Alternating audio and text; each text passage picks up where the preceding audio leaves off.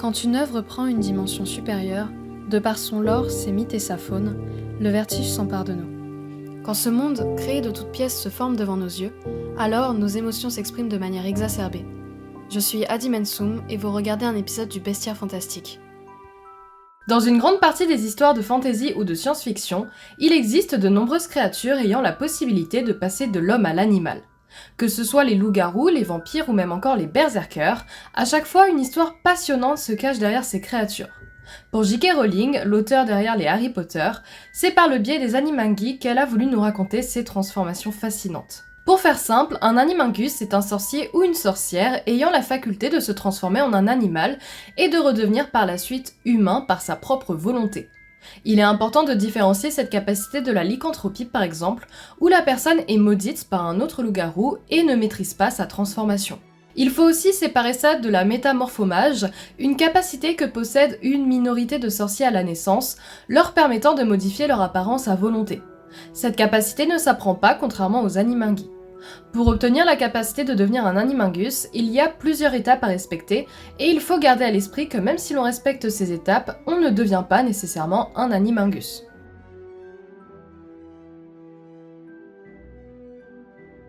Le procédé pour devenir un animangus est long et compliqué, et c'est surtout des étapes difficiles qui ne sont pas accessibles à tous. En dehors du fait de réussir la transformation, il y a un risque que cela se retourne contre le sorcier, et donc ce n'est pas à prendre à la légère.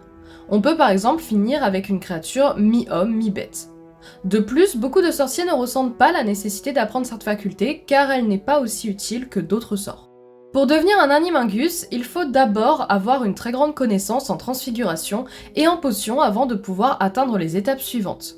Ensuite, il faut conserver pendant un mois entier une feuille de mandragore dans la bouche, entre deux pleines lunes pour être exact. Il ne faut en aucun cas que la feuille ne soit enlevée de la bouche durant ce temps, sinon il faut recommencer tout depuis le début. Par la suite, au bout du mois, il faut retirer la feuille de la bouche et la placer sans l'essuyer dans une fiole de cristal exposée au clair de lune. Il ne faut surtout pas que la nuit soit nuageuse. Dans la fiole, il faut rajouter un cheveu ainsi qu'une cuillère de rosée recueillie dans un lieu qui n'a pas été exposé au soleil, ni visité par l'homme pendant 7 jours. Enfin, il faut rajouter au mélange une chrysalide de sphinx tête de mort, et il faut laisser reposer le mélange dans un endroit à l'abri des regards jusqu'au prochain orage. Pendant ce temps, au lever du soleil, le sorcier doit placer sa baguette sur son cœur et prononcer la formule Amato Animo Animato Animagus. Cette formule doit être répétée matin et soir jusqu'à l'arrivée de l'orage, qui peut prendre énormément de temps à venir. Pendant ce temps, il ne faut absolument pas regarder la fiole ou l'exposer à la lumière, car les conséquences peuvent être dramatiques. Au fur et à mesure des incantations, un deuxième battement de cœur commencera à se faire entendre, ce qui est bon signe et il faut donc continuer. Au moment de l'orage, il faut aller récupérer la fiole et la concoction doit être rouge. Il faut ensuite se rendre dans un endroit sûr et assez grand pour pouvoir effectuer la première transformation. Il faut répéter à nouveau la formule avec la baguette sur le cœur et avaler la potion d'une traite. Une douleur extrêmement vive doit se faire sentir dans le torse à ce moment-là, et le rythme cardiaque doit s'accélérer par 2. Une image d'animal doit se profiler dans l'esprit du sorcier, et la première transformation sera extrêmement douloureuse. Les vêtements et tout ce que porte la personne va se fusionner avec sa peau et se transformer en écaille, peau ou plume en fonction de l'animal dans lequel il se transforme. Durant cette transformation, notamment la première, les instincts animaliers peuvent prendre le dessus et il est donc important pour le sorcier de garder son calme. Une fois transformé, il est conseillé de récupérer sa baguette pour pouvoir la mettre en sécurité, et normalement, tout risque est écarté et retourne à la normale. Enfin, afin de pouvoir retrouver son apparence humaine, il suffit au sorcier d'imaginer dans sa tête son corps humain, et cela devrait déclencher la transformation inverse. Par la suite, et avec un peu d'expérience, il suffit au sorcier de se faire des images mentales de ce en quoi il veut se transformer, pour que cela fonctionne sans baguette. À Poudlard, l'aspect théorique de la transformation en animangus est enseigné durant la 3e année par McGonagall. Pour les étudiants les plus talentueux, ils peuvent avoir la possibilité de finaliser leur transformation en animangus, mais comme je le disais plus tôt, c'est extrêmement difficile à acquérir. Un animangus ne peut pas choisir quel animal il deviendra, car cela dépend de son tempérament et de son caractère, et cela peut être également similaire au Patronus. Dans le cas de Minerva McGonagall, son apparence en tant qu'animagus est celle d'un chat, tout comme son Patronus. C'est également le cas de James Potter avec un cerf.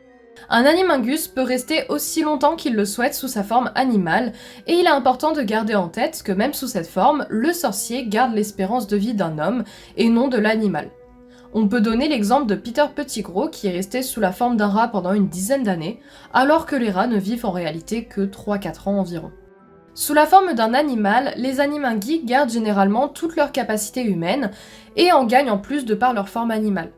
Par exemple, ils sont moins sujets à l'influence des détraqueurs et ils peuvent communiquer de manière rudimentaire avec d'autres animaux. Au-delà du fait que l'animingus puisse décider lui-même de se transformer, il existe également un sort permettant à d'autres sorciers de détransformer un animingus.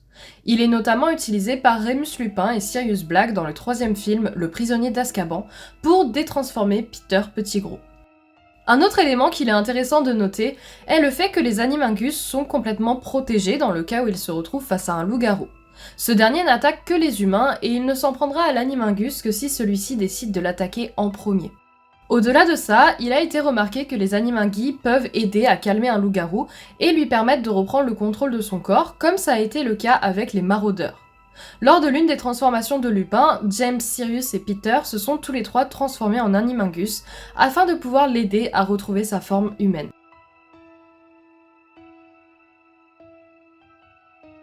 Maintenant, il faut garder à l'esprit que dans l'univers d'Harry Potter, tout ce qui touche à la magie est régi par le ministère de la Magie, qui met évidemment en place des lois afin d'éviter que cela ne dérape. Pour pouvoir encadrer ces pratiques magiques, le ministère a mis en place un registre animingus ayant pour but de tracer les animinguis existants. On pouvait trouver dans ce registre le nom de l'animingus ainsi que l'animal en lequel il se transforme. Tout cela est bien évidemment accessible au grand public dans le but de prévenir les accidents et d'empêcher les animinguis d'utiliser leurs capacités à outrance ou bien pour faire le mal. Cela permet au ministère de suivre une trace de ces sorciers. Toute personne manquant de s'enregistrer sur le registre se verra condamnée à être envoyée à la prison d'Azkaban pour une durée indéterminée. Mais malgré ces attentes, les démarches à entreprendre pour pouvoir s'enregistrer sont extrêmement longues et laborieuses, ce qui fait que beaucoup de sorciers refusent finalement de s'enregistrer sur le registre. De plus, cela limitait énormément l'intérêt de pouvoir se transformer de par les limitations du ministère, ce qui fait que du coup peu de personnes s'enregistrent. À ce jour, ont été enregistrés dans le registre Animingus les sorciers suivants. Falco S. Allen en tant que faucon, Lisette de Lapin en tant que lapin blanc, Morgane en tant que corbeau, Minerva McGonagall en tant que chat tigré, Adrian Tutley en tant que gerbille, William Serre en tant que corbeau, la mère de Talbot Winger en tant que cygne, et enfin potentiellement le jumeau de Jacob en tant que chien, oiseau ou chat. Parmi les animinguis non enregistrés, certains ont pu utiliser leur capacité à leur avantage. Sirius Black a réussi à s'échapper d'Azkaban pour pouvoir infiltrer Poudlard grâce à son animingus chien, car le ministère avait oublié d'enregistrer cette information. Peter Pettigrew a pu éviter la mort en se cachant du monde entier, en gardant sa forme animingus pendant de très longues années, car le ministère de la Magie l'avait considéré comme mort et n'avait donc pas pris la peine de l'enregistrer dans le registre. L'existence de ces deux animinguis, ainsi que celui de James Potter au sein des maraudeurs, est révélée à Harry, Hermione et Ron par Remus Lupin, un maraudeur lui-même, qui leur expliqua que jamais le gouvernement ne sut que 3 autres animinguis non répertoriés se cachaient au sein même de Poudlard. Hermione fait par la suite la découverte d'un autre animingus du nom de Rita Skeeter, la journaliste, secret qu'elle révéla à Harry et Ron. Rita profita du fait que son animingus, à savoir un scarabée, n'était pas connu du ministère pour pouvoir s'infiltrer à Poudlard également. On reconnaît enfin l'existence de 3 derniers animinguis non enregistrés. Olivier Kickert, une grenouille qui fut arrêtée par le ministère de la Magie, le frère de Jacob qui a pris potentiellement la transformation mais cela n'a jamais été confirmé, et Talbot Winger. Talbot avait comme animingus un aigle et il était étudiant à Poudlard. Sa mère était un animingus enregistré, à savoir un cygne, et elle combattait avec son père Voldemort avant de se faire tuer par les Mange-Morts. Craignant pour sa vie, Talbot refusa de se faire enregistrer, ce que McGonagall accepta finalement au vu des circonstances, bien qu'elle connaissait ses capacités. Merci à tous d'avoir regardé cette première vidéo sur l'univers d'Harry Potter, j'espère que ça vous a plu. Si c'est le cas, n'hésitez pas à liker la vidéo, à la partager, à mettre un commentaire, et n'hésitez pas à faire des recommandations pour les prochaines vidéos de ce genre. En attendant, moi je vous dis à la prochaine pour une autre vidéo. Ciao ciao!